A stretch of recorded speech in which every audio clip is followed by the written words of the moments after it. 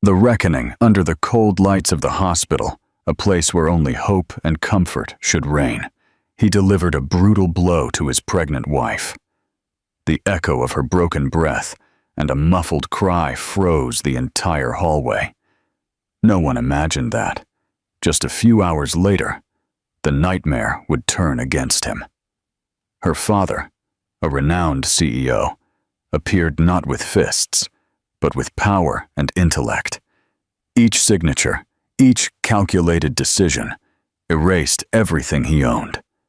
From the pinnacle of his arrogance to the abyss of ruin, he never suspected that the instant he lost his family would also be the moment his empire crumbled.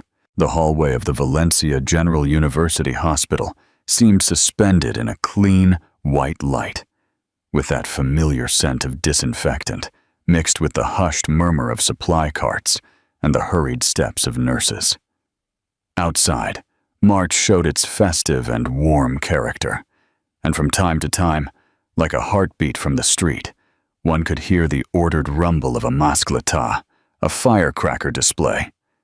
In the waiting room, a few family members sipped coffee from a machine and commented on the weather. Inside the private room, Eleanor Vega Morales, her 7-month belly gently lifting the sheet, breathed deeply to organize her thoughts. She had put on a blue hospital gown and kept her hair tied back, more out of habit than coquetry. Dr. Patricia Morales Lopez, with a serene voice and efficient movements, checked the baby's heartbeat on a screen and nodded occasionally, as if accompanying with her gesture that minimal music that beats in all maternity wards. James Torres arrived with his suit still perfect, though his eyes showed a hint of fatigue. He greeted them in a low voice and asked, with a rehearsed cordiality, how they were. Eleanor looked away toward the window, because the simple answer she wanted to give, "We're fine," found no room in her throat. The conversation began with short phrases, then lengthened, reaching that uncomfortable mix of old reproaches and repeated promises. Dr. Patricia, who had seen many births and families in her time, tried to redirect the temperature of the conversation. She suggested that Eleanor rest. She invited James to get some air in the cafeteria. She reminded them that the baby listens, that it's important to be mindful of one's mood. Rafael Campos Ruiz, the security guard on duty, had passed through the hallway twice. He knew many people in Valencia by sight, and although he avoided confidences, he inadvertently learned of others' silences. He had recognized James from the newspapers, that son-in-law who had been featured a few months ago at a charity gala, always next to Eleanor, always confident in front of the cameras. He considered continuing his rounds, but the murmur inside the room grew louder, and he decided to stop for a few seconds, without intruding, attentive in case someone needed help. The discussion turned toward those words one believes are harmless, and which, through repetition, sting more than shouts. Eleanor said she needed calm, that the obstetrician had insisted on avoiding stress. James replied that he had come from work and that everything was exploding for him, that she didn't understand what he had on his hands. Dr. Patricia approached, gently placed a hand on the back of the chair, and asked them to postpone any delicate topics. Someone in the hallway talked about buñuelos. Another person mentioned the schedule for the flower offering. Brief laughs and the echo of soft-soled shoes were heard. Then, the conversation in the room broke. No one needed to say more. It was enough that there was a choked exclamation, an icy silence, and the way Eleanor instinctively brought one hand to her face and the other to her belly, with that ancient gesture of protection that everyone understood in a second. Dr. Patricia intervened and asked for space. James took a step back and said he was sorry, that it had been a moment that wouldn't happen again. Eleanor sat on the edge of the bed and breathed slowly, obeying the doctor, who took over with professionalism and calm, as if each number were a small lighthouse in the middle of a storm. Raphael didn't enter. It wasn't his place, but his experience told him that some alarms don't sound over the loudspeakers and still demand attention. He moved closer until the nurse on duty looked at him with a question in her eyes, and he responded with a look that said, "I'm here, just in case." The hallway returned to order. A woman passed with a cup of hot chocolate bought from a corner stand. Someone spoke on the phone in a low voice, perhaps to a child studying in another city. The hallway clock marked mid-morning. Dr. Patricia leaned in and explained to Eleanor, with the pedagogical tone that comes with custom, that the body reacts, that the baby is fine, that she should rest and avoid arguments. She offered her water. She told her to close her eyes for a moment if she could. James wanted to place the bouquet on the bedside table, but left it on the metal chair. He reached for Eleanor's hand and found only air. He apologized. He repeated it twice, now without embellishments, with the breath of someone who fears losing ground they believed was firm.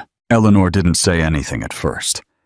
The light in Valencia has a way of coming through the windows that feels like a caress, and perhaps for that reason, when she looked up, her expression was closer to clarity than reproach. A new awareness was breaking through.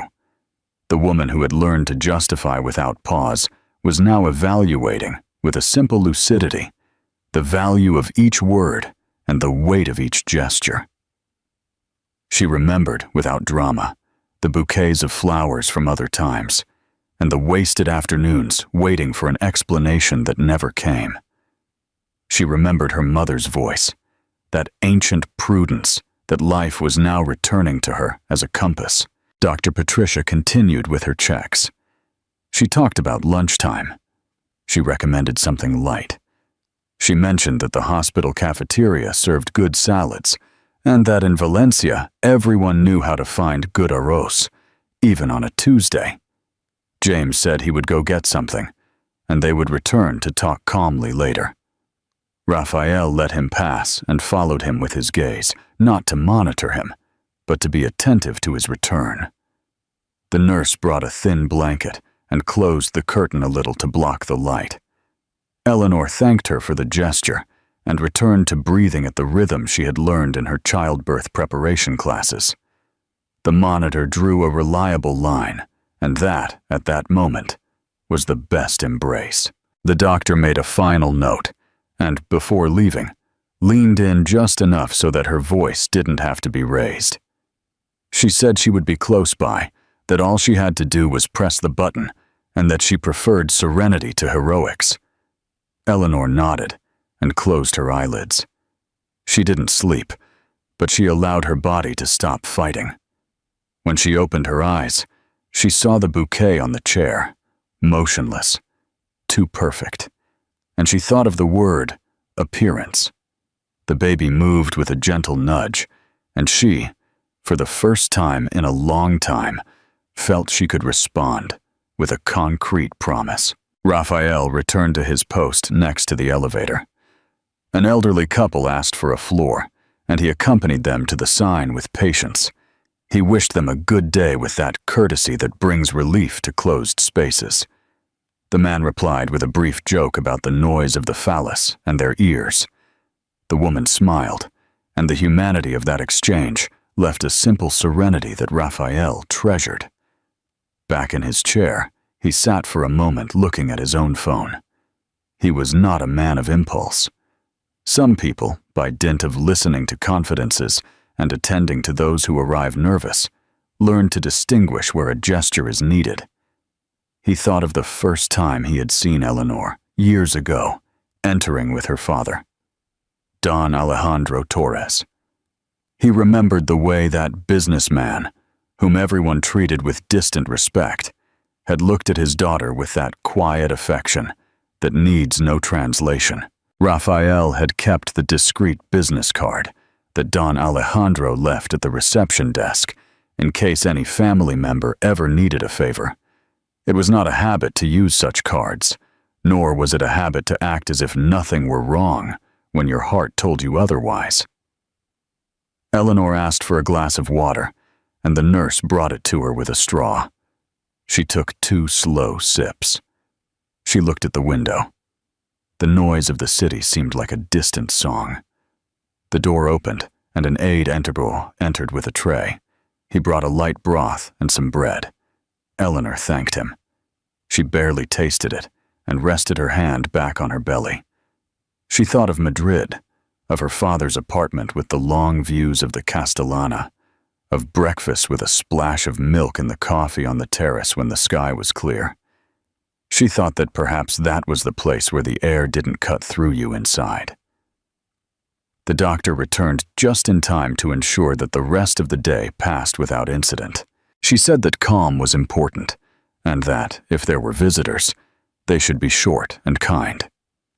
She added, with a slight smile, that in Valencia, the best advice is to take things with the measure of a good siesta, and that it's never a bad idea to listen to the elderly, because at a certain age, life teaches you to choose your battles.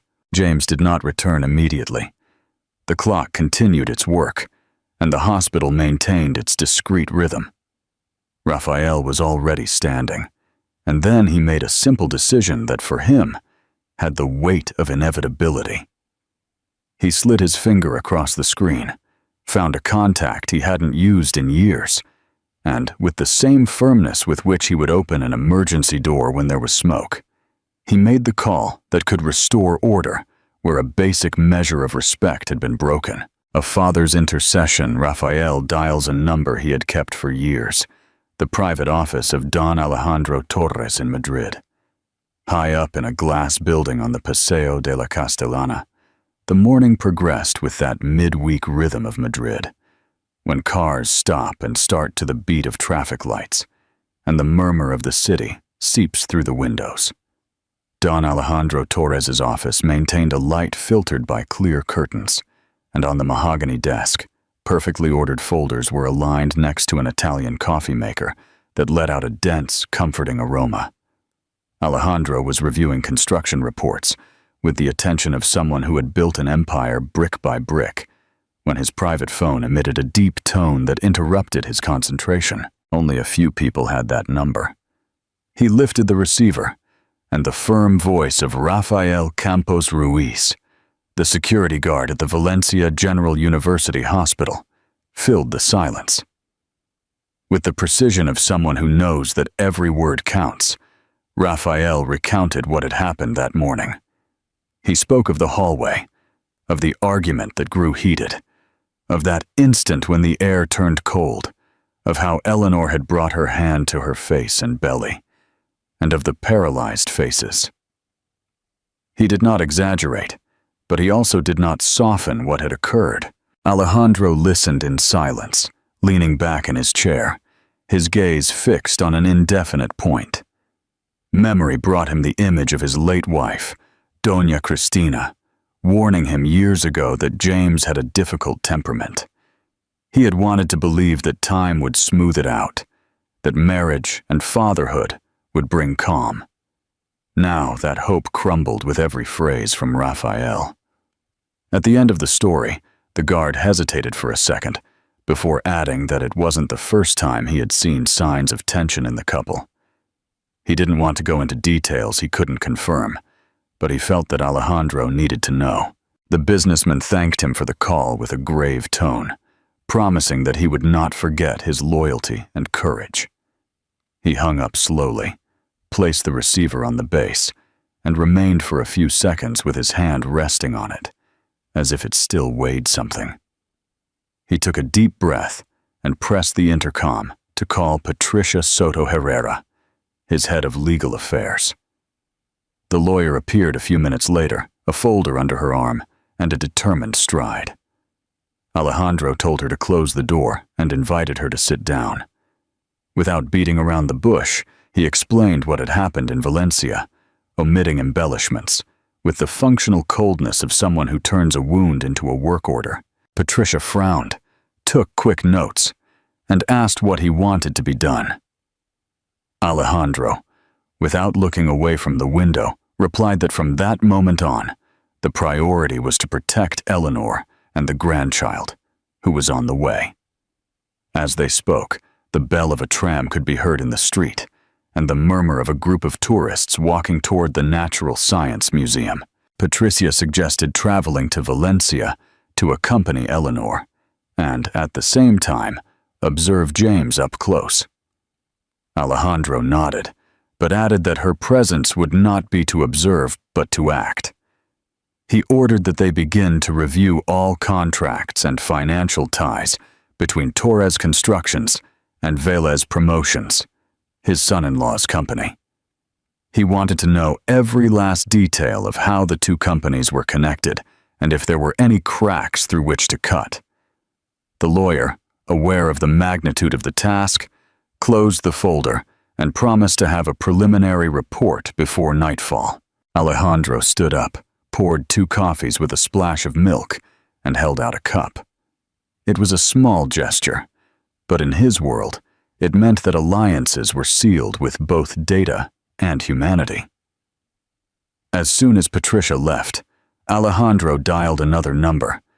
This time he spoke to his personal assistant to reorganize his schedule.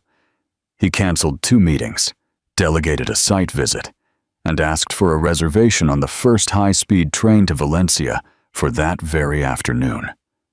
He wanted to arrive without warning, to see Eleanor before James could mold the story to his convenience. While he waited for confirmation of the trip, he approached the large window. Madrid stretched out before him, with red rooftops and long avenues.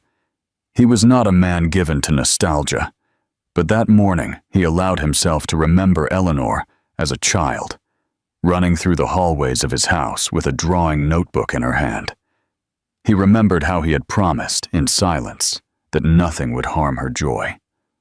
A promise, he understood, is not broken with words, but with omissions. The sound of the phone again interrupted his thoughts. It was Patricia, confirming that Dr. Marcus Cole, the private investigator they had worked with on other occasions, was available to join the trip. Alejandro accepted without a doubt. Marcus had a reputation for being discreet and effective, and in situations like this, information was worth as much as any contract. The businessman allowed himself a sip of coffee, feeling the warmth and bitterness that anchored him to the present. He put an empty folder in his briefcase that he would soon fill with the documents needed to make decisions. His assistant came in to tell him the car would be ready in 20 minutes, enough time to get to Atocha calmly. Before leaving, Alejandro looked at the framed photo of Doña Cristina that he kept on a shelf. It was not a habitual gesture, but that day he felt he owed her a word. He murmured something barely audible, a mix of recognition and apology, and closed the office door. In the elevator, he mentally reviewed the steps he would take in Valencia. He knew that the encounter with Eleanor had to be serene, that before any legal action he had to assure her that she was not alone. The hard decisions would come later, when she was safe under his roof. The car drove through the center of Madrid, skirting the Plaza de Cibeles, and Alejandro observed the comings and goings of people.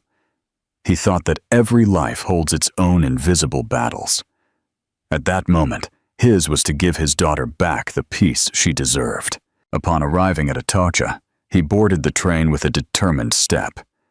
He found his seat by the window, placed his briefcase, and let the initial rattling set a different rhythm. As the city was left behind, and the Castilian landscape opened up into horizons of fields and small villages, Alejandro felt that the distance to Valencia was not only geographical. He was also crossing an emotional territory in which business authority gave way to a father's instinct. A brief message appeared on his phone. It was for Eleanor. It didn't need many words, just enough for her to know that he was already on his way. He typed slowly, reviewing each letter before sending it. "My dear, I'm coming for you. Dad." Then he put his phone in his pocket and let the train continue its course, taking him toward a reunion that would change more than one life, a daughter's return. Eleanor, sitting in a private hospital room, heard determined footsteps approaching down the hallway.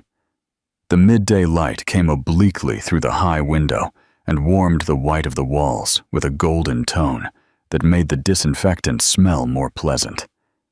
In the distance, like an organized heartbeat, firecrackers exploded, announcing the mascleta, and each burst seemed to remind everyone that the city was celebrating, even though inside, time ran at a different pace. Dr. Patricia Morales Lopez had left a pitcher of water and a note with simple recommendations on the bedside table, and was now reviewing the monitor's record, with the practice of someone who knows that serenity also heals. Eleanor looked sideways at her phone in silence. The message she had received shortly before from Madrid still glowed on the screen, brief and clear as a comforting blanket. "My dear, I'm coming for you. Dad." The footsteps stopped at the door. A light knock, then the doorknob turned, and the tall figure of Don Alejandro Torres filled the threshold with a gesture that was as sober as it was warm. He didn't say anything at first.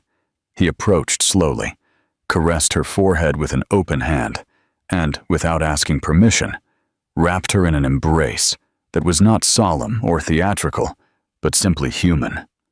Eleanor noticed that the air entered her lungs better, a long exhalation, her back giving way, her body recognizing a safe place. The doctor, a half-meter away, nodded to the newcomer, and after introducing herself, explained in a professional tone that the baby was fine, but that the scare had raised her blood pressure, and it was advisable to remain calm and avoid arguments. She said that the afternoon would be for observation, and that, if all continued to be well, they could be discharged soon. Alejandro listened without interrupting, thanked her with few words, and asked for concrete instructions for the next day. Patricia spoke of rest, light meals, short walks at cool hours, and, above all, tranquility.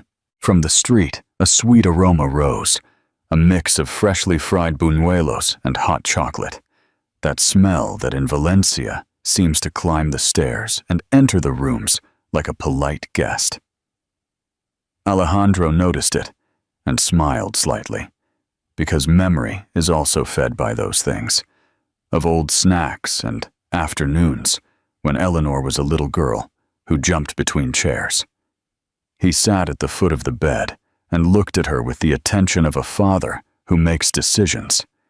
He spoke without raising his voice. He said that he had come to stay for as long as necessary, that he had no more important appointment than her well-being. He added that the Madrid house was ready to receive her, that on the Castellana no one would disturb her rest, and that discretion would be absolute. He proposed that, as soon as the doctor authorized it, they traveled together. Eleanor listened to him with the gratitude of someone who receives a pre-planned solution when they don't have the strength to invent one themselves. But the gratitude was accompanied by a small and persistent doubt. She asked about James. It was not an excuse. It was an honest question. She feared his reaction. She feared the parade of calls and urgent messages. She feared the way he had so often managed to twist the narrative. Alejandro did not engage in insults. He said that for now, the only thing that mattered was her health, and that any conversation with third parties would happen when she was strong and calm. The doctor intervened with that discreet authority that is earned by caring. She explained that shocks at this stage of pregnancy were not advisable, that they had to protect her nightly rest, and that the body understands care. She reminded them of the hospital's lunchtime. She suggested a broth and some bread, and she dropped, as if in passing, that sometimes a brief book and a short nap do more for recovery than many well-intentioned phrases. Alejandro nodded. He thanked her again and asked if he could take care of the discharge procedures as soon as her vital signs normalized. The answer was affirmative, provided that the next few hours were stable. In the hallway, an aide pushed the door with his knuckles and entered with a metal tray. He left the steaming broth and a small plate with a yogurt. Eleanor took 2 spoonfuls and felt that her stomach accepted it. Alejandro, who rarely showed haste in public, had already put his silent agenda in motion. He sent a message to his assistant to coordinate a car at the hospital's side entrance. He asked his butler in Madrid to air out the east-facing room, requested soft cotton sheets and a rocking chair by the window. Everything was done with that economy of movement that distinguishes those who solve things without a fuss. Then he returned to the chair and left his phone on the table, face down, like someone clearing the field of what matters. He took his daughter's hand in both of his, without squeezing it, and then, for the first time, he asked her how she really felt. Eleanor spoke little. She said she felt tired, and at the same time, strangely lucid. She said she didn't want to fight, that she didn't want to justify anything, that she wanted to get to a place where she could sleep soundly. Alejandro clung to the exactness of those desires. The hands of the clock advanced toward 1 o'clock. The murmur of the mascleta grew until it became a strong presence, like a backdrop that vibrated in the glass. The doctor returned for a new measurement.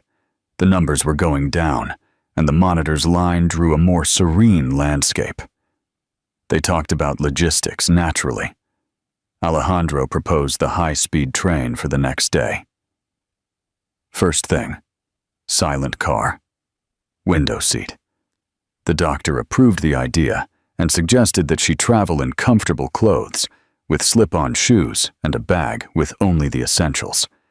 She also asked that, upon arriving in Madrid, there be silence and a light, home-cooked meal. At that point, Eleanor looked at her father with a mixture of relief and melancholy. She knew that that decision brought with it more than just a change of city. It was a symbolic return, a declaration, a new distribution of loyalties that put her where she should have been from the beginning. Alejandro understood that mix. He was not a man of speeches, but he chose simple words. He told her that at his house no one would ask for explanations, that she would set the pace, that her only task would be to take care of herself and prepare for the baby's arrival. He reminded her, almost in a whisper, that Doña Cristina had always trusted her strength. That mention, without drama, sealed something in the air. Eleanor took a deep breath, and the decision that had been maturing finally found its form. She pronounced it with a clear voice, without trembling, as one announces endings that are at the same time beginnings. A new direction. "It's okay, Dad. I'll go with you," Eleanor pronounced. The phrase fell into the room with a softness that did not exclude firmness. The doctor smiled with her eyes and noted on her control sheet that the patient showed a good state of mind. Alejandro inclined his head, kissed his daughter's forehead, and stood up to take care of the practical part. That backstage of calls and signatures that he turned into a clear corridor. Eleanor lay back a little more, adjusted the pillow, and allowed the exhaustion, at last, to have a place to rest. Light and festive powder echoes continued to come through the window. She thought of the room on the Castellana, of the curtain that filtered the morning sun, of the distant murmur of traffic that sometimes gets confused with the wind. She imagined the rocking chair by the window and a cup of clear tea in her hand. She imagined that when the baby was born, the days would have the gentle texture of the ordinary. The doctor left, promising to return later, and the aide quietly collected the tray. Alejandro, from the hallway, spoke with administration. He asked for discretion for their departure. He explained that they would use the side door to avoid being seen. He confirmed that, if all continued to be well, they could leave at nightfall or first thing the next morning. A soft knock interrupted that planning. It was not the knock of someone who enters without thinking. It was the soft tap of someone preparing a scene. Eleanor turned her head toward the door and, without getting up, guessed the shadow. The heartbeat of the street continued its festive music, and the sweet aroma of chocolate suddenly seemed too cloying. Outside the room, James arrived with a bouquet of white roses and a rehearsed smile. In the hospital hallway, the murmur of voices mixed with the echo of hurried steps and the smell of disinfectant. When the door to the room opened, the figure of James Torres appeared, holding a bouquet of white roses. He smiled with a calculated gesture, too perfect for the occasion, and advanced with the security of someone who is used to their entrance changing the atmosphere. Eleanor saw him from the bed, and her breathing tensed. Alejandro stood up from the chair and observed him with a serenity that contrasted with the newcomer's arrogance. Dr. Patricia remained in a corner, reviewing some reports, and looked up as she noticed the change in the emotional temperature of the room. James placed the flowers on the table with a slow, deliberate movement, as if the scene were a play. He looked at Eleanor, feigning tenderness, and told her that he had run as soon as he found out, that it had all been a misunderstanding, and that together they could resolve it. His words seemed soft, but in their tone was a command disguised as affection. Eleanor, still convalescing, felt the contradiction. A part of her remembered the days when James seemed to be everything she needed, but another, more recent and clearer part, could not ignore the nights of arguments and the feeling of living under surveillance. Alejandro did not intervene immediately. He observed, giving his daughter space to respond, although every muscle in his face was attentive to protecting her. The doctor, aware of her role, remained calm and reminded them that the patient needed rest. She suggested that the visit be brief and that they keep their voices low, so as not to alter the baby's heart rate.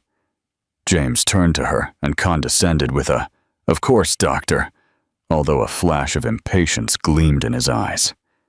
The atmosphere filled with a tension that could not be disguised with flowers or rehearsed smiles. From the window came the distant music of the phallus, trumpets and drums that reminded everyone that in the city the party continued, regardless of private battles. Alejandro then decided to intervene. With a serene tone, he thanked James for the flowers and his concern, but clarified that at that moment, the priority was Eleanor's tranquility. He said that any conversation about the future should be held in a neutral place, when she was recovered and without pressure. James smiled with his lips, but not with his eyes. He commented that the press was already speculating about their relationship, and that the best thing was to show a united front to avoid rumors. That reference to the outside world made Alejandro tense up. He reminded him that health is not measured in headlines, but in heartbeats and rest. The doctor corroborated his words with medical data and added that any alteration could have undesirable consequences. Eleanor listened in silence, but a determination was forming within her. She did not want her life or her son's to be negotiated based on headlines or appearances.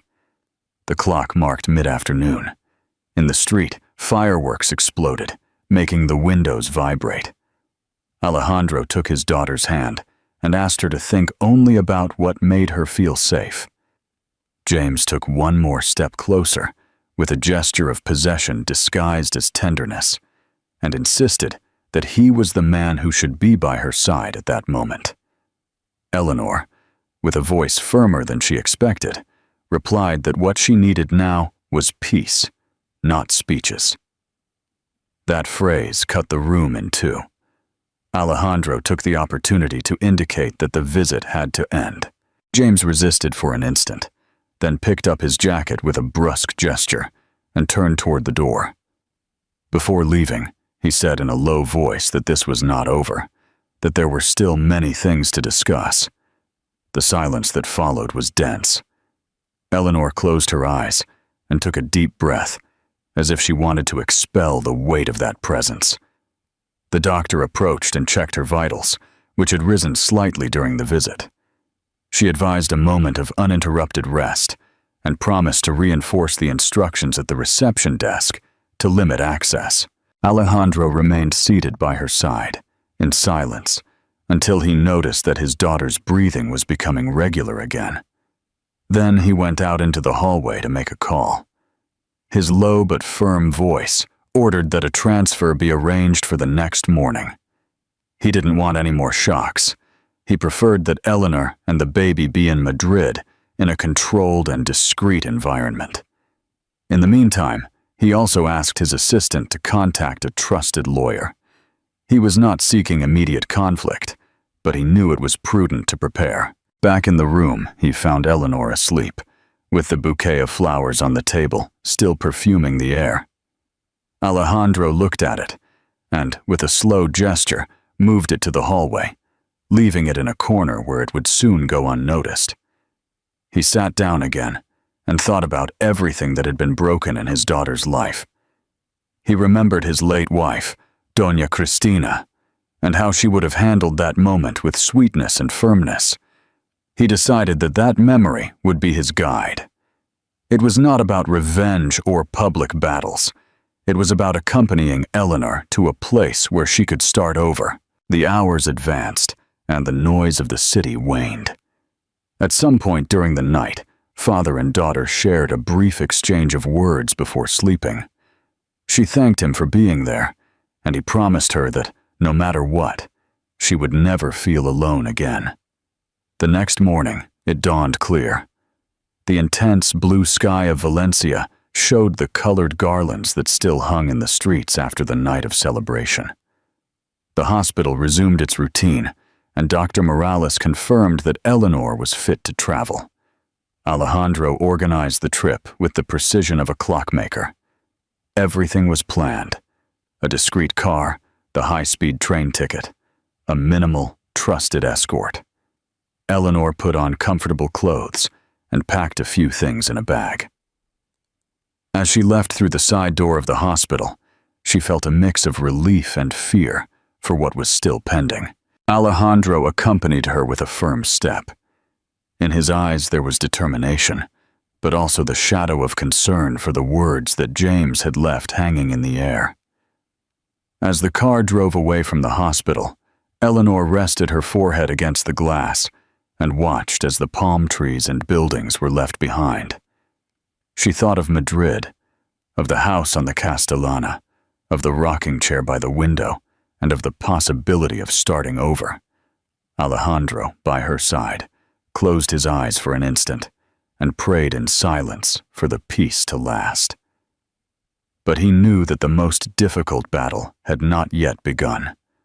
That certainty became the secret he kept as he caressed his daughter's hand. The afternoon was calm, but somewhere James was planning his next move, convinced that he could still reclaim what he believed was his. Alejandro's determination and Eleanor's fragility came together on the same horizon. The journey was just beginning, and with it, the definitive test of how far a father can go to protect what he loves most. A new life, a new battle. The Madrid afternoon fell over the Paseo de la Castellana with an orange sky that illuminated the classic buildings and the constant traffic.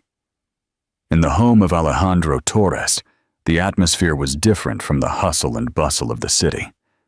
The lit fireplace provided a serene warmth, and on the dining room table, there were simple dishes, tortilla de patatas, and fresh salad. Eleanor, sitting next to her father, seemed calmer for the first time since what happened in Valencia.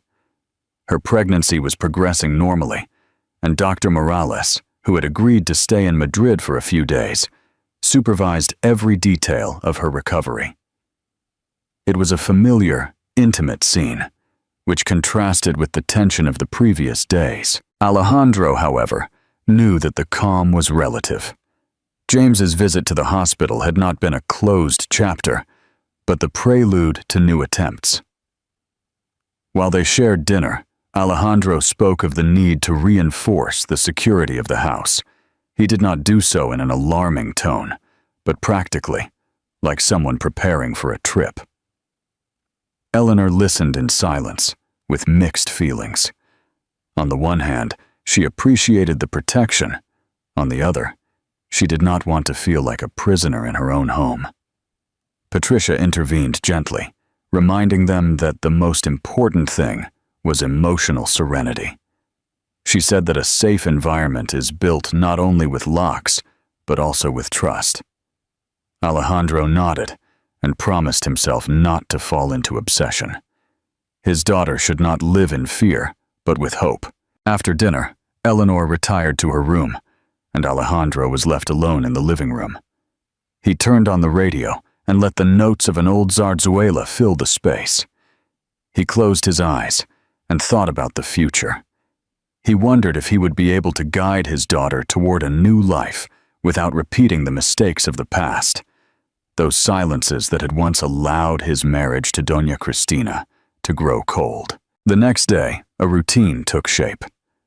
Eleanor ate breakfast of bread with tomato and café con leche on the terrace.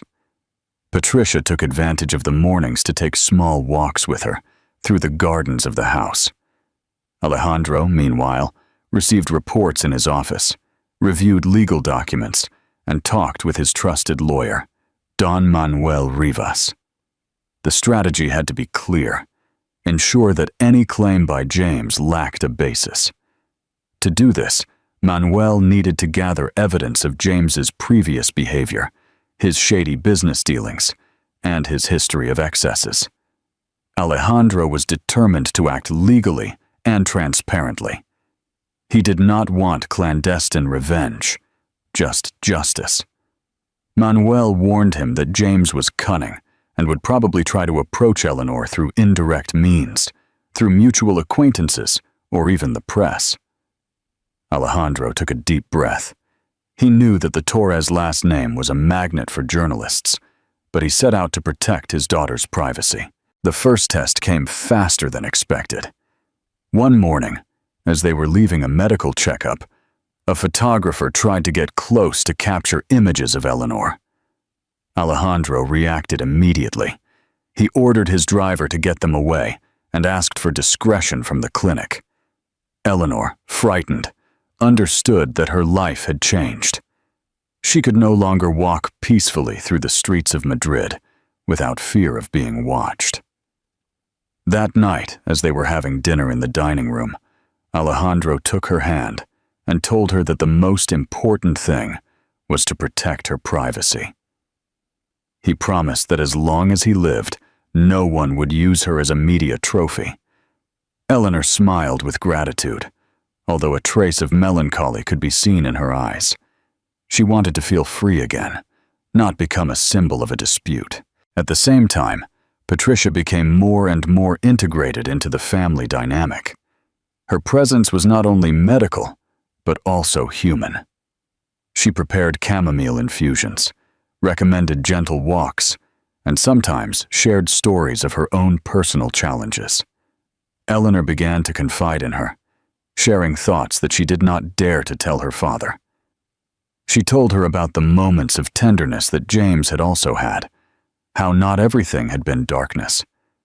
Patricia listened without judgment and reminded her that recognizing the complexity of a person does not justify the harm. That conversation marked a change in Eleanor.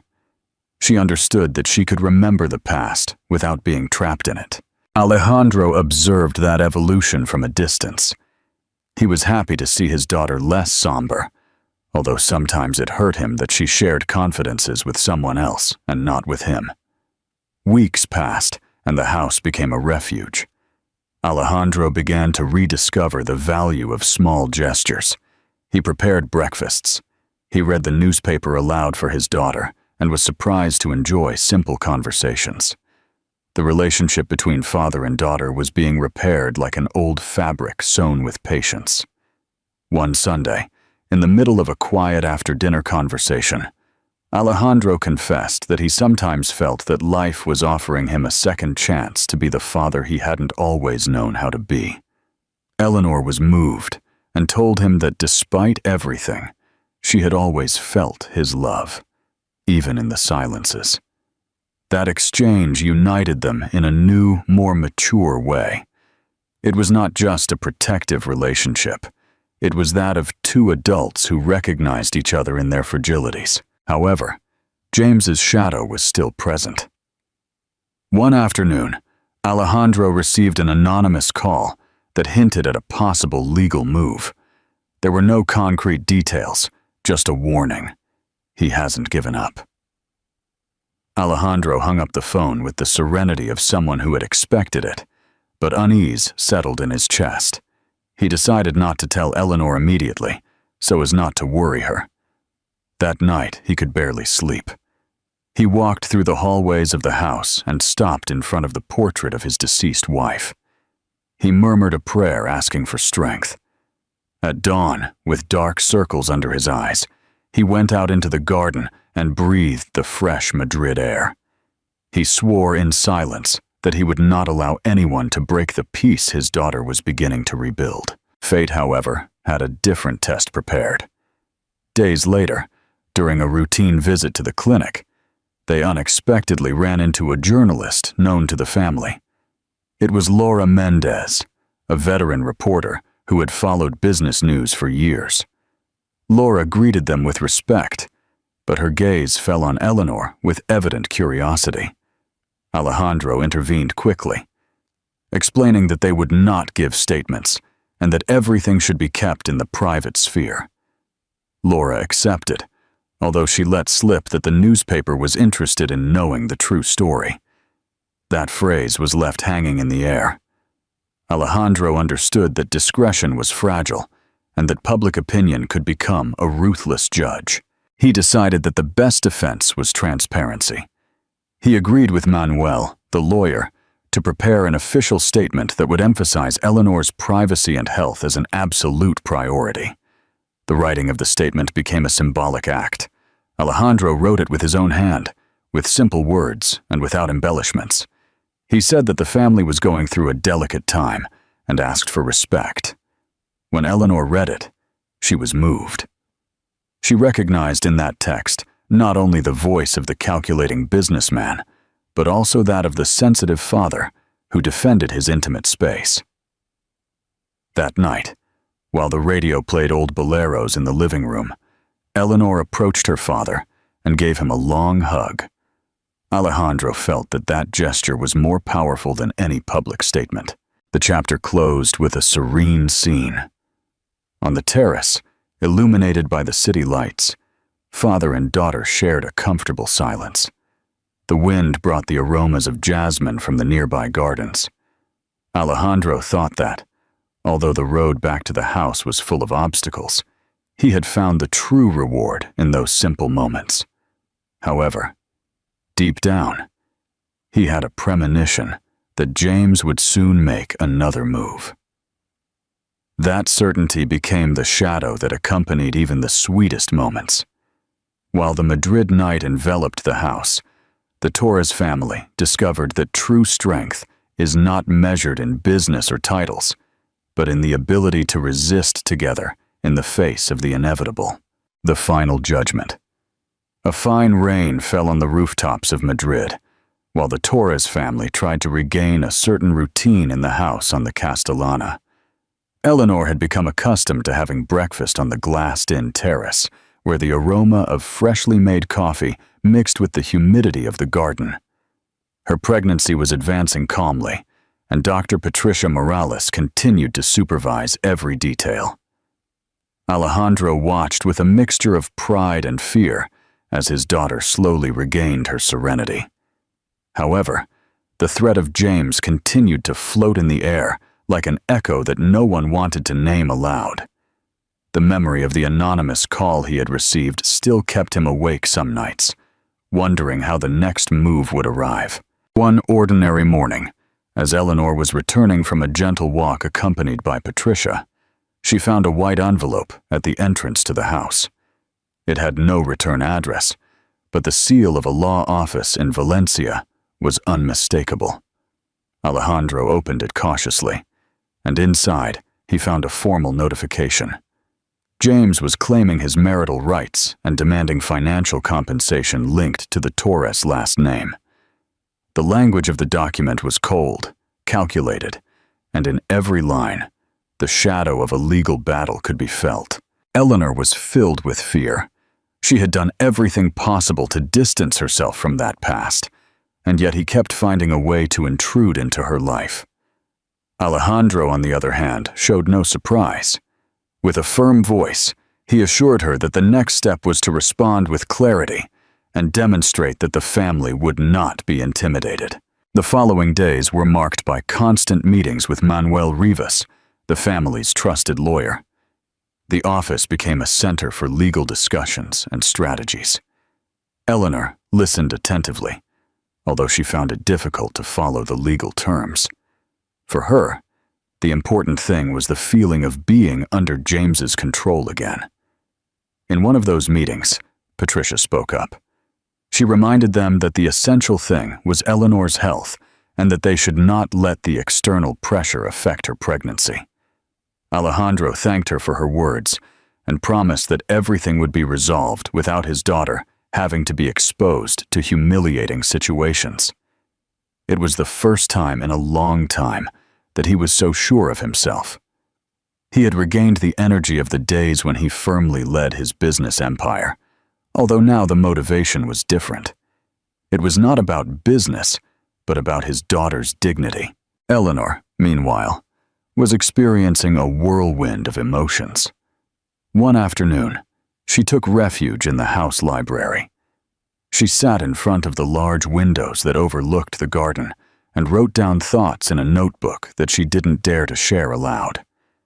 She remembered moments of her relationship with James, from the excitement of the first months to the pain of disappointment. At times she felt rage, at times nostalgia. She didn't understand how she had allowed someone like that to have so much power over her. Patricia found her in that state and sat down beside her. She told her that writing is a way of healing, that recognizing pain is the first step to freeing yourself from it. Eleanor smiled with tears in her eyes. She understood that her path to peace was not just about winning a lawsuit, but about regaining her self-confidence. The legal process advanced slowly, with documents going back and forth between offices in Madrid and Valencia. Alejandro made an effort to remain calm in front of his daughter, but in private, he was restless. One night, as he walked through the dimly lit living room, Patricia joined him in silence. Alejandro confessed that he feared he wouldn't have the strength to sustain all this. She reminded him that true strength is not in avoiding problems, but in facing them with dignity. Her words moved him more than he expected. It had been a long time since anyone had spoken to him with such frankness.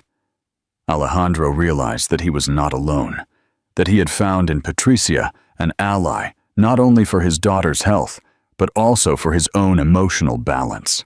The tension reached a climax when James appeared in person in Madrid. He did not do so in an aggressive way, but subtly. He showed up at the restaurant where Alejandro usually had lunch with some old colleagues. When he saw him, Alejandro felt a knot in his stomach. James, in an impeccable suit and with a calculated smile, approached his table and told him that sooner or later they would end up resolving everything in front of a judge. His words were not a direct attack, but a reminder that he was willing to go all the way. Alejandro looked him in the eye and calmly replied that the Torres family would not be manipulated. That brief exchange, in the midst of the restaurant's hustle and bustle, marked a before and after. The war was no longer a possibility. It was a certainty. That night, back home, Alejandro decided to tell Eleanor what had happened. He did not want to hide the truth, although he knew it could worry her. Eleanor listened in silence and, surprisingly, showed serenity. She said that if James wanted to drag them into a lawsuit, then she was willing to face him. Alejandro looked at her with both pride and concern. He recognized in his daughter a courage that had been hidden until then. It was the beginning of a new stage. It was not just about defending herself, but about regaining the voice that James had taken from her for years. The atmosphere in the house changed after that conversation. Eleanor began to participate more actively in the meetings with Manuel. She asked questions, requested explanations, and wanted to understand every step. Alejandro watched with emotion as his daughter transformed, how the woman who once took refuge in silence now spoke with conviction. Patricia supported her in every decision, celebrating the small advances and reminding her that strength does not exclude vulnerability. It was a slow but constant process, like water that erodes stone. In the midst of this transformation, Alejandro allowed himself a moment of respite. One afternoon, he took Eleanor and Patricia for a walk in the Retiro. They bought roasted chestnuts from a stand and sat near the pond. The fresh air and the laughter of the children running around returned the illusion of normalcy for a few hours. Eleanor felt free, even though she knew that the legal battle was still to be fought. Alejandro, for his part, discovered that those simple moments were what truly gave meaning to life. It was not money or prestige, but the sincere company of those who stay during difficult times. When they returned to the house, they found a new envelope in the mailbox. This time there were no logos or recognizable signatures, just a handwritten phrase. "This is not over." Alejandro read it in silence and put it in his pocket. He did not say anything to his daughter at that moment. He decided to wait, although deep down he understood that the calm was only a mirage. The conflict was far from resolved, and the next few weeks would test everything they had rebuilt. As he turned off the lights in the living room and went up to his room, Alejandro thought that the real challenge would not be to win a lawsuit, but to keep his daughter's hope intact in the midst of the storm. The final showdown. The city of Madrid awoke with a strange air of expectation. News of the lawsuit between the Torres family and James began to circulate in some discreet circles, and although Alejandro had tried to keep everything quiet, nothing could stop people's curiosity. In the house on the Castellana, breakfasts had become strategic meetings. Manuel Rivas arrived early with folders full of documents and explained the steps they would take in the Valencia courthouse.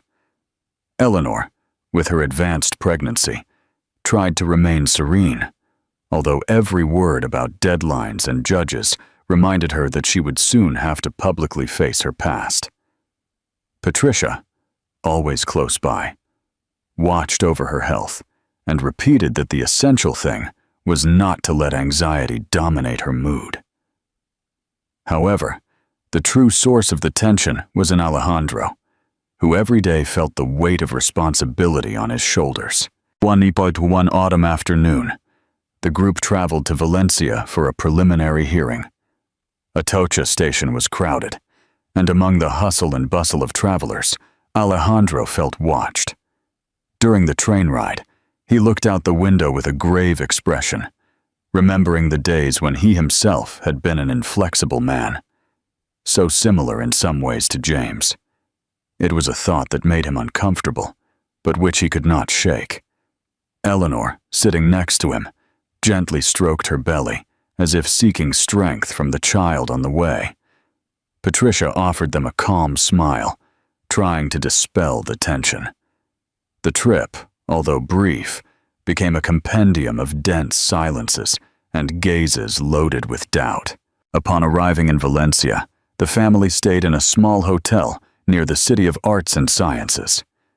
From the window of his room, Alejandro contemplated the modern forms of the architectural complex, which seemed to contrast with the antiquity of the problems they were carrying. The morning of the preliminary trial dawned with a gray sky and a constant drizzle. Eleanor walked slowly, holding Patricia's arm, toward the courthouse building. Around them, The murmur of passers-by was inevitable. Some recognized Alejandro, others noticed Eleanor, and there were those who whispered James's name, with a mixture of contempt and morbid curiosity. For Eleanor, it was like walking naked in front of strangers, but she remained upright, aware that running away would only fuel the rumors. Inside the courtroom, the atmosphere was solemn. The wooden benches, the portraits of retired judges, and the silence broken only by the echo of footsteps gave the feeling of being in a place where decisions weighed more than anywhere else. Manuel spoke on behalf of the family, firmly presenting Eleanor's rights and the abusive nature of James's demands. When it was his turn to speak, James appeared with his usual confidence. He wore an impeccable dark suit and smiled as if every gesture was calculated. In his arguments, he tried to portray Eleanor as a capricious and ungrateful woman, someone who owed him part of her financial stability. It was a moment of great tension, and Alejandro clenched his fists under the table to restrain himself. Patricia, from the observer's seat, fixed her gaze on Eleanor, transmitting calm with her simple presence.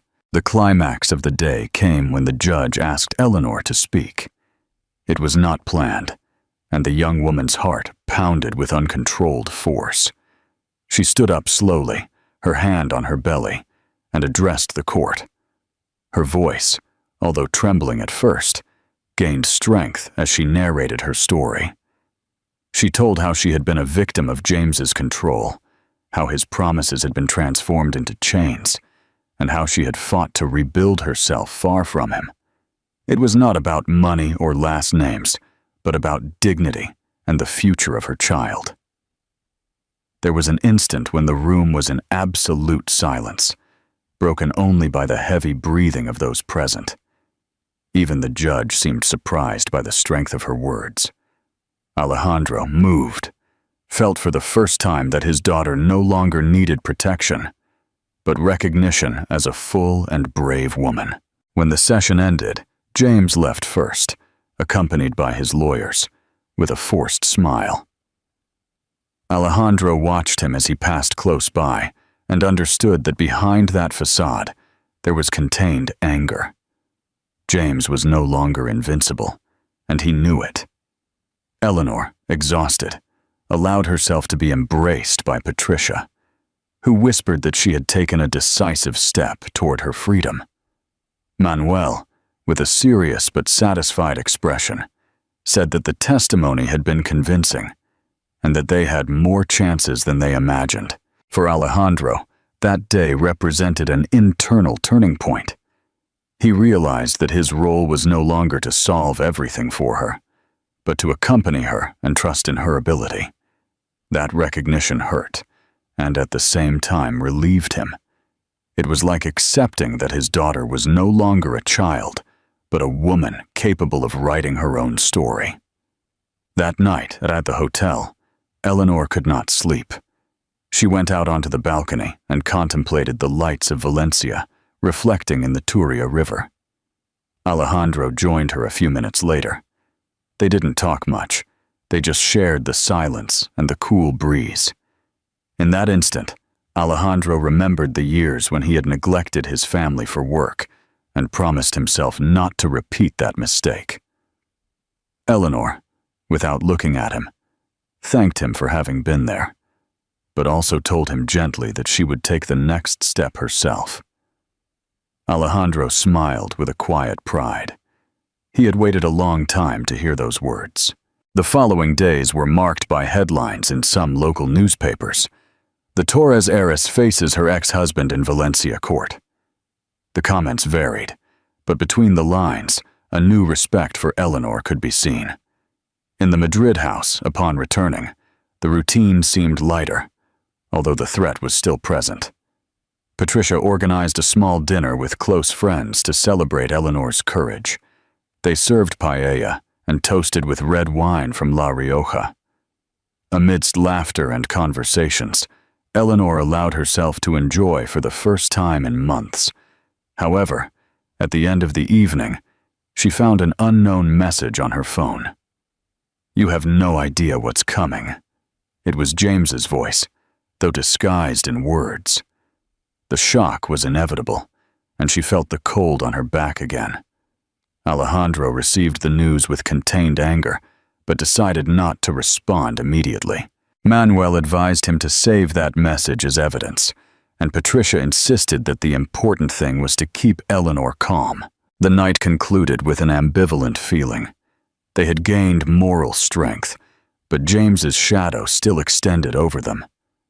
As he went to bed, Alejandro understood that the legal battle would not be the only field of struggle. James, with his obsession, would look for cracks in the family's life.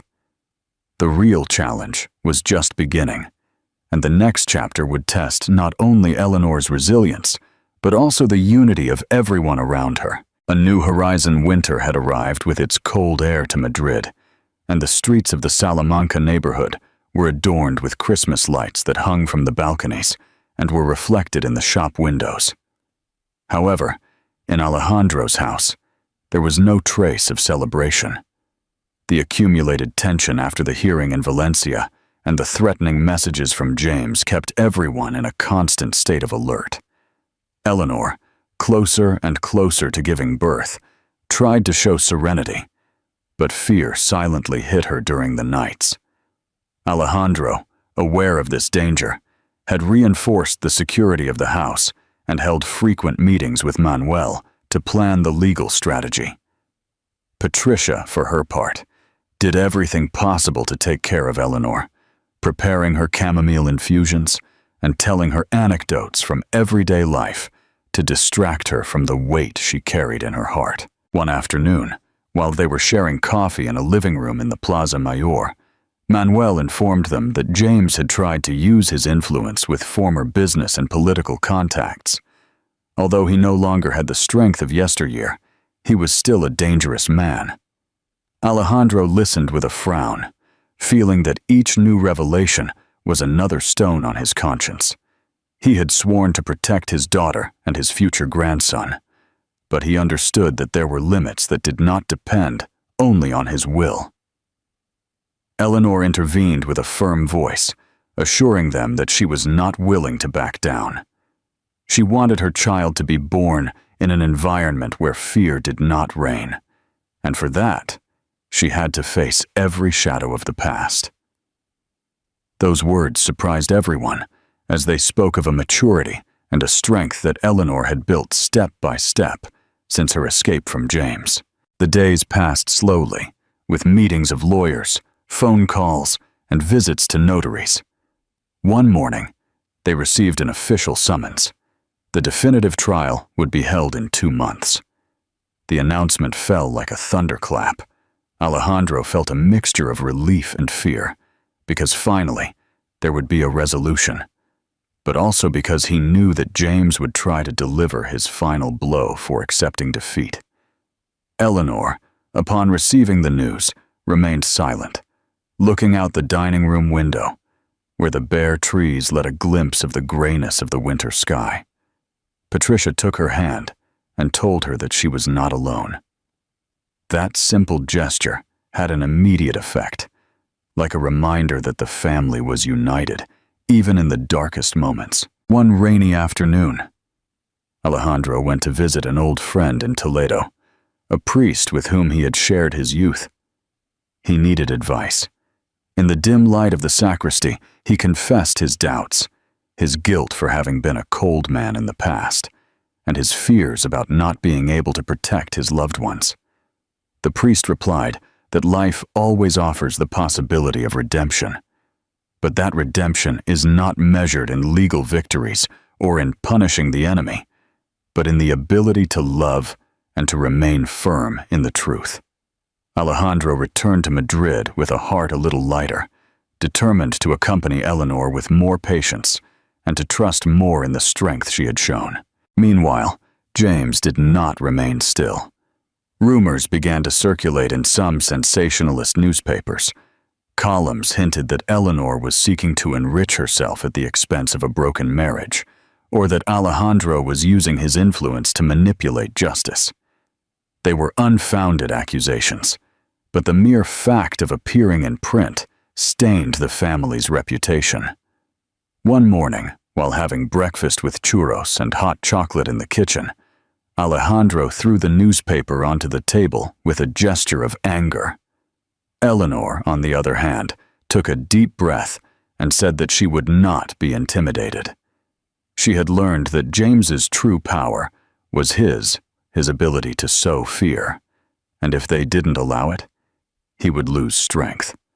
Her words made Patricia smile, who saw in Eleanor not only a daughter and a friend, but a woman who was taking command of her own life.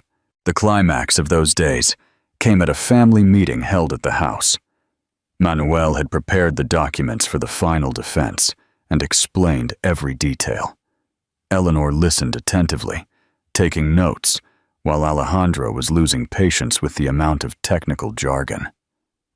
Suddenly, Eleanor asked to speak, in a clear voice.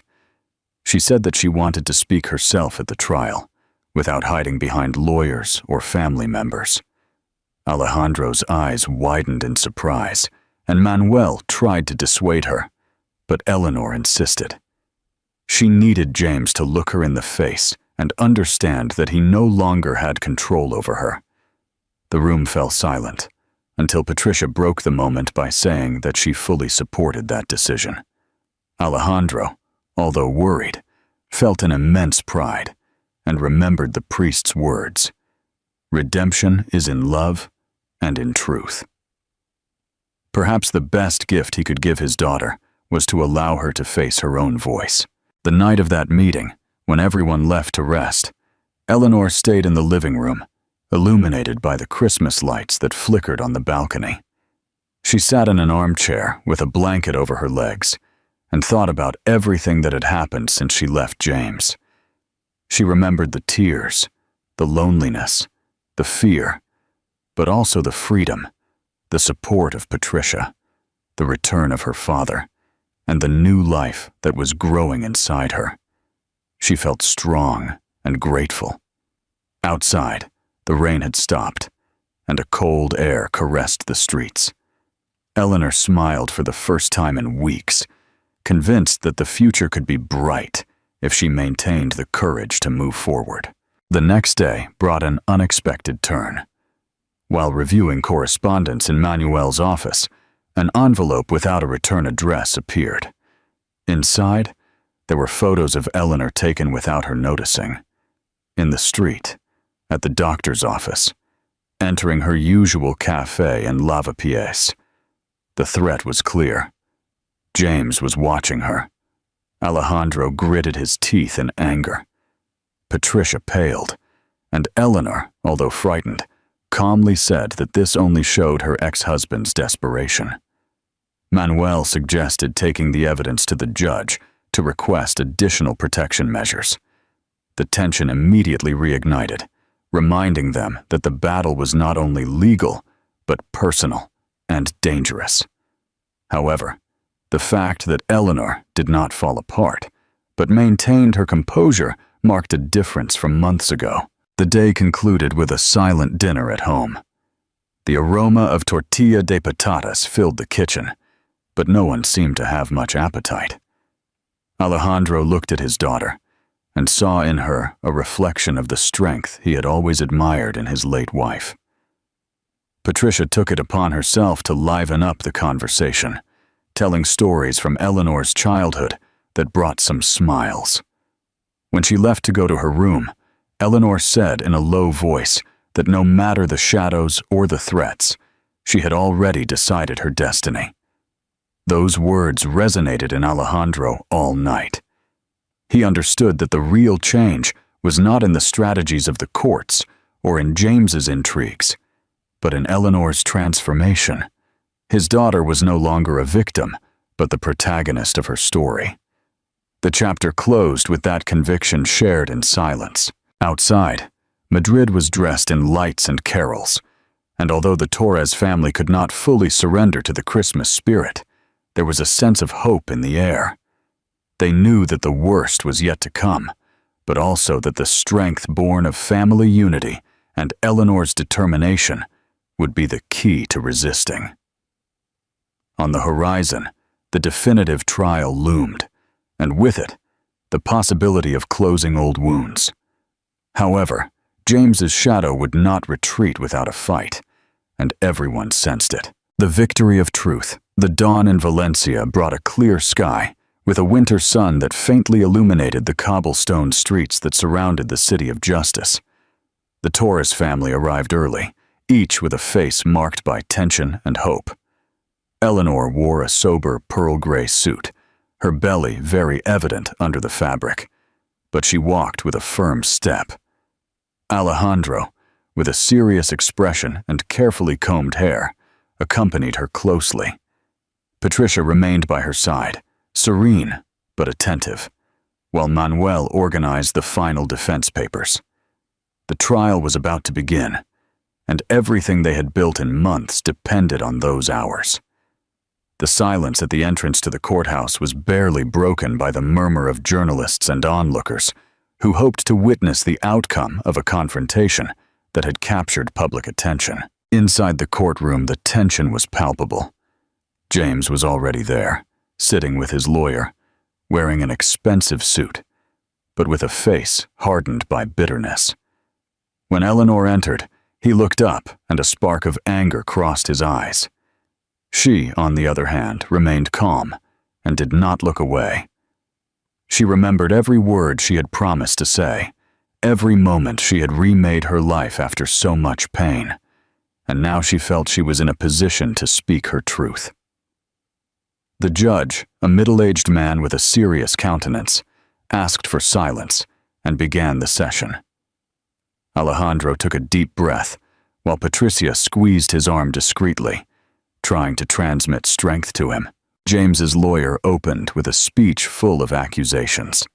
He tried to present Eleanor as a manipulative woman who sought to take advantage of the situation, and Alejandro as a businessman who used his contacts to influence the process. Each word was a blow to the family's patience, but Manuel, prepared, took notes and remained serene. When it was the defense's turn, he clearly presented the facts. The years of psychological abuse and control exercised by James, the documented evidence of threats, and the surveillance to which Eleanor had been subjected. The room murmured at each revelation, while the judge listened attentively. James, nervous, tapped his fingers on the table. The crucial moment came when Eleanor asked to speak. She stood up slowly, instinctively stroking her belly before addressing the stand. Her voice, although trembling at first, gained strength as she told her story. She narrated how she had escaped from a marriage that oppressed her, how she had rebuilt her life from scratch, how she had found in her father and in Patricia a support that restored her confidence. She did not use words of hatred, but of dignity. She looked James directly in the eyes and told him that she was no longer afraid of him, that her child would be born free from the chains of the past. The room fell into a deep silence. Even some of the attendees, who had come as mere onlookers, were moved by her statement. Alejandro felt tears burn in his eyes, and Patricia, moved, lowered her head to hide her emotion. James, enraged, asked to intervene. His lawyer tried to stop him, but he stood up and began to make incoherent accusations. He said that Eleanor had betrayed him, that Alejandro had manipulated everyone, that the press was against him. The judge asked him to calm down several times, but James lost control. His voice echoed in the room, full of resentment, and for a moment he seemed to forget where he was. That loss of composure was watched with attention by the judge and those present. Alejandro clenched his fists, fearing that verbal explosion might escalate, but Manuel reassured him with a gesture.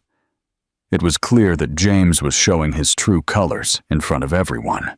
After that outburst, the session continued with the presentation of additional evidence. Photographs of the illegal surveillance, medical reports, and testimonies from neighbors who had witnessed scenes of verbal violence reinforced Eleanor's case. The judge announced a recess to deliberate on the admissibility of the evidence, and the room slowly emptied. Alejandro accompanied his daughter to a bench in the hallway, where she sat exhausted but serene. Patricia handed her a bottle of water and caressed her shoulder. Eleanor, with a slight smile, assured them that no matter how much longer this lasted, she had already said what she had been silent about for years. Alejandro, in silence, promised himself he would never fail her again. The recess ended, and everyone returned to their places.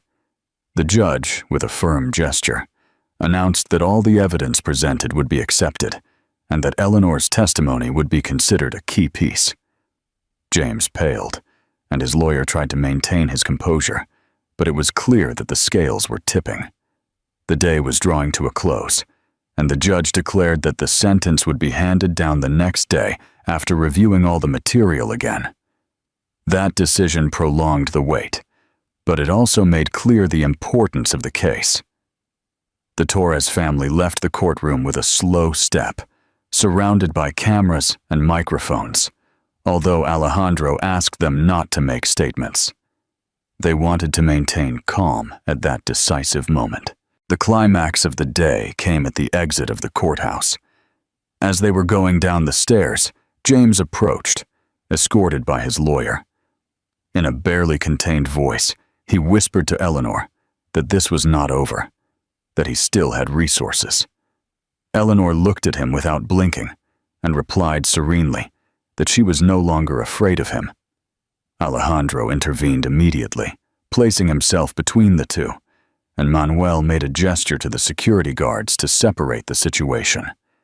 It was a brief moment, but loaded with symbolism. James no longer had power over her. That firm look from Eleanor said it all. Patricia, observing the scene, felt that her friend had achieved a strength that she herself could not have imagined. Upon returning home, the atmosphere was different. Dinner took place in silence, with bowls of hot soup and freshly baked bread that they barely tasted. Each one was immersed in their thoughts. Alejandro reflected on how close they were to the outcome. Patricia thought about how to support everyone in the final moment, and Eleanor, despite her exhaustion, showed an inner peace that radiated in every gesture. Before retiring to rest, she said in a low voice that regardless of the sentence, she already felt free. Those words echoed, filling the house, reminding them that the trial was only one part of the journey, and that the real battle was fought in the heart. The day closed with a solemn silence. Outside, Valencia was still vibrant with its night lights and the murmur of the city. But inside that house, there was a different kind of calm, like the one that precedes a storm. The family knew that the next day, everything could change forever. Alejandro looked out the window, thoughtfully, while Eleanor slept in peace for the first time in weeks. Fate was about to be written, and no one could foresee what the judge's last word would be. However, everyone sensed that the truth had begun to break through, and that James's shadows were weakening little by little. A triumphant dawn. The morning in Valencia dawned clear, with a limpid sky that announced a serene day after so many emotional storms. The Torres family got up early and had breakfast together in silence, accompanied only by the aroma of coffee and toast. Eleanor absent-mindedly stroked her belly as she listened to Patricia's words of encouragement and Manuel's practical observations about the schedule at the courthouse. Alejandro, serious but composed, simply looked at his daughter with a mixture of pride and nervousness. He knew that that day would mark a before and after in their lives, and he hoped that the judge would put an end to the uncertainty that had consumed them for months. The atmosphere in the house was sober, charged with expectation, but also with an air of quiet dignity. At the courthouse, the hustle and bustle was greater than on previous days. Journalists, photographers, and onlookers crowded at the entrance, hoping to capture an image or a statement. The case had attracted public attention, not only because of the names involved, but because it represented a woman's struggle to free herself from the shadows of her past and build a different future for her child. When Eleanor crossed the door of the building, she did so upright, with a firm step, followed closely by her father and Patricia. Alejandro watched her with a lump in his throat, aware that this daughter, whom he had once felt was fragile, now radiated a strength that moved him deeply. The echo of Eleanor's heels on the marble floor of the hallway seemed to mark the beat of the final day. The room was full, and the judge appeared on time, asking for silence with a solemn gesture. James, sitting on the other side with a tense countenance, tried to maintain his composure, although his restless eyes betrayed his anxiety. The defense lawyer reviewed his notes, while the prosecutor adjusted the final documents on his table. The judge announced that he had reviewed all the evidence and testimonies, and that he was in a position to issue his verdict. A reverent silence took over the room. Clocks seemed to stop, and even the breathing of those present was held in wait. Eleanor took her father's hand for an instant, as if to remind him that everything they had lived through together had led them to that moment. The reading of the verdict was slow and clear. The judge declared James guilty of psychological coercion and of violating his ex-partner's privacy through illegal surveillance. In addition, he ruled that Eleanor would maintain full custody of her future child and would have protective measures to guarantee her peace of mind. The sentence included financial sanctions and strict limitations for James regarding his contact with her. The room reacted with an immediate murmur. Some were surprised, others nodded in silence. Alejandro breathed a sigh of relief, feeling a huge weight lift from his shoulders. Patricia moved, let the tears flow freely, and Manuel allowed himself a discreet smile of satisfaction. Eleanor remained serene, although contained emotion shone in her eyes. She had waited for this recognition of justice for too long. James reacted with rage. He stood up abruptly, protesting with hurried phrases about conspiracies and manipulations. The judge interrupted him firmly, reminding him that he had to be respectful in the room. His lawyers surrounded him to calm him, but his figure, once imposing, now seemed small against the weight of the truth. Eleanor looked at him in silence and understood that that man no longer had power over her life. She didn't need to respond or retort. Her freedom did not depend on his words, but on the decision she had just heard. That moment of confrontation was brief but forceful, and everyone in the room felt it as the closing of a painful cycle. The exit from the courthouse was a contrast to the tension inside. Outside, the midday light bathed the square, and journalists launched questions. Alejandro asked the reporters for respect and refused to make extensive statements. Eleanor, however, stopped for a moment and spoke a few simple words. She said that justice did not erase the past, but it opened the door to a future where her child could grow up in peace and surrounded by love. There were no long speeches or prepared phrases, just the sincere voice of a woman who had regained her dignity. The crowd fell silent for a second before erupting in applause. Alejandro, moved, hugged her tightly, while Patricia held her hand.